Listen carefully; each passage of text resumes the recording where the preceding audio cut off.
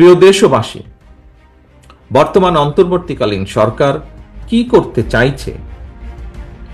রাষ্ট্র মেরামতের জন্য অন্তর্বর্তীকালীন সরকারের আর কত মাস কিংবা কত সময়ে প্রয়োজন, সেটি জানার অধিকার জনগণের রয়েছে।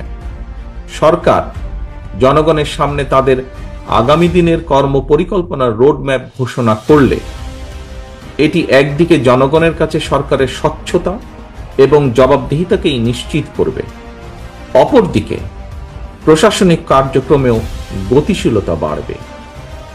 তবে অন্তর্বর্তীকালীন সরকারের আগামী দিনের কর্মপরিকল্পনার রোডম্যাপ ঘোষণার কথা শুনলেই যদি উপদেষ্টাদের চেহারায় অস্বস্তির ছাপ ফুটে ওঠে, সেটি হবে অবশ্যই গণ আকাঙ্ক্ষা বিরোধী। সরকার তাদের সকল কার্যক্রমের মাধ্যমে জনগণের কাছে যত বেশি স্বচ্ছ থাকবে, জনগণও সরকারের প্রতি তত বেশি সমর্থনের হাত প্রসারিত রাখবে।